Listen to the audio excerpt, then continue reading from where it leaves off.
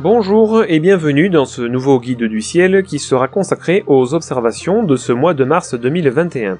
L'hiver prend fin, les nuits se radoucissent et la météo se dégage de plus en plus, ce qui devrait vous donner davantage d'occasions pour mettre en pratique tout ce dont je vais vous parler dans cet épisode. Pendant les solstices d'été et d'hiver, la hauteur du soleil se stabilise dans le ciel. Mais ce mois-ci, nous sommes dans une période intermédiaire pendant laquelle sa position culminante évoluera le plus rapidement. Et c'est la raison pour laquelle nous allons observer une importante réduction de la durée de la nuit. Ainsi, le soleil se couchera aux alentours de 18h40 en début de mois et 19h15 en fin de mois. La tombée de la nuit astronomique sera progressivement repoussée jusqu'à 21h, alors profitez-en tant que vous pouvez encore observer le ciel avant l'heure du souper. Depuis son sursaut d'activité en novembre dernier, le soleil n'a pratiquement présenté aucune autre tâche jusqu'en fin février où nous avons enfin pu en observer deux petites. À mon avis, ça pourrait bien annoncer le départ de son second pic d'activité. Il ne nous reste plus qu'à scruter attentivement sa surface car de grosses tâches pourraient bien surgir en ce début mars. Enfin, quand je parle de scruter sa surface, comme toujours, je vous rappelle les dangers d'une observation directe du soleil.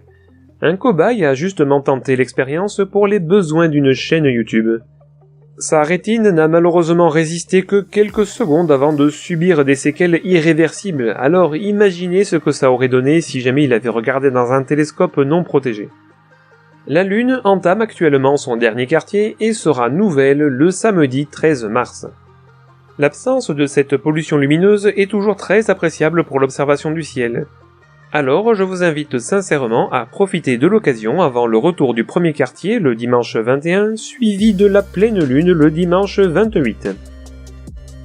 En ce moment, les planètes Vénus et Neptune passent derrière le Soleil, alors je vous en reparlerai dans un autre épisode quand elles seront de nouveau observables.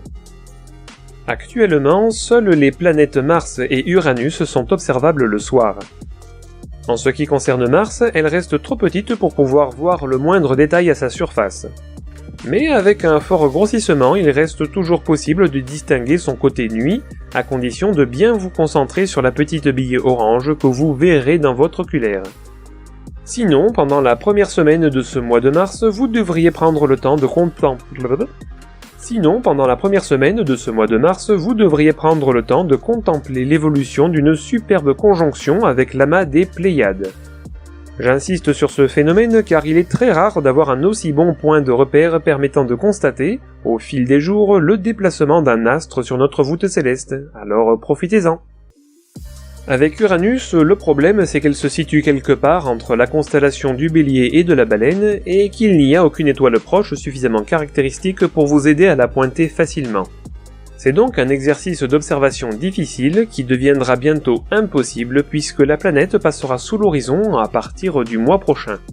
Pour ceux qui se lèvent tôt pour aller travailler, prenez le temps de scruter l'horizon sud-est aux alentours de 7h du matin. Dans de bonnes conditions, vous apercevrez facilement la brillante Jupiter. Et non, ce n'est pas Vénus, puisque je viens de le dire, elle se trouve actuellement derrière le Soleil.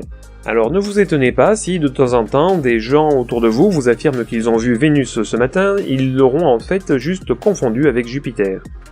Entre le 4 et le 6 mars, vous devriez constater l'évolution de la conjonction entre Mercure et Jupiter qui seront séparés de seulement 20 minutes d'arc le vendredi 5 mars. Ce sera donc là une très bonne occasion de vous réveiller un peu plus tôt que d'habitude et de sortir vos télescopes. En effet, le phénomène sera observable dans le champ de la plupart des oculaires de faible grossissement. En revanche, si vous pouvez grossir suffisamment, vous aurez peut-être alors la chance de distinguer le premier quartier de Mercure. Bien que les satellites galiléens soient toujours visibles, Jupiter reste encore trop éloigné de nous et trop proche de l'horizon pour pouvoir observer convenablement les détails de sa surface. À quelques degrés sur la droite, vous pourrez également observer Saturne. Bien qu'elle soit plus difficile à discerner dans les lueurs de l'aube, n'importe quel télescope devrait quand même vous permettre de révéler ses anneaux.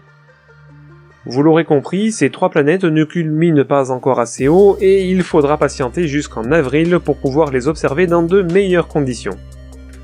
Intéressons-nous maintenant à l'astéroïde Vesta, qui est, juste après Cérès, le deuxième objet le plus grand de la ceinture d'astéroïdes.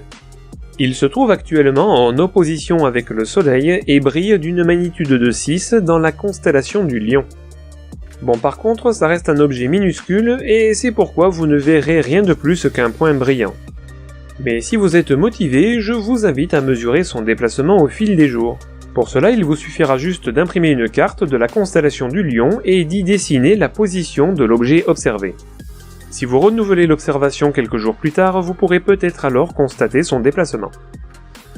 Tandis que les constellations d'hiver disparaîtront sous l'horizon au cours du mois, les constellations du printemps s'approcheront progressivement du zénith.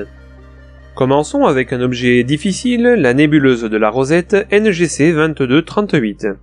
Située dans la constellation de la Licorne, à gauche d'Orion, elle ne brille que d'une magnitude 9 et donc vous ne pourrez voir que la partie la plus dense de ce nuage à l'aide d'un bon instrument.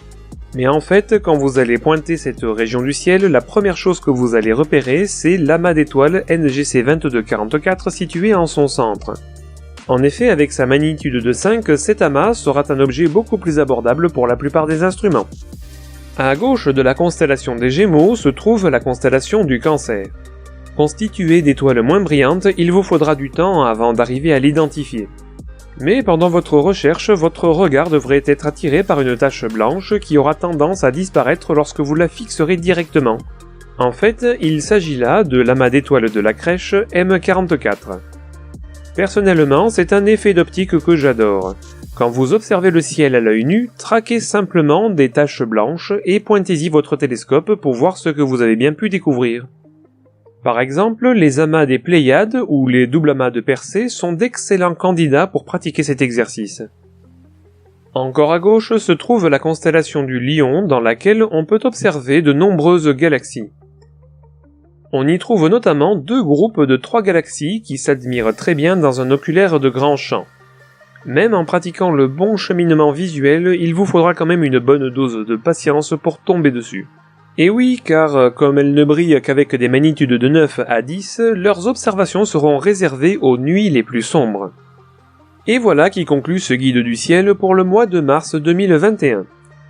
Si vous avez trouvé cette vidéo instructive, eh bien aidez-moi à franchir le cap des 100 abonnés en parlant de mes vidéos à vos proches. D'ailleurs, je remercie encore Jean-Baptiste Feldman qui inclut désormais mes épisodes dans les éphémérides de son blog Cielmania. Alors, si vous voulez en apprendre un peu plus sur l'astronomie, n'hésitez pas à aller y faire un tour.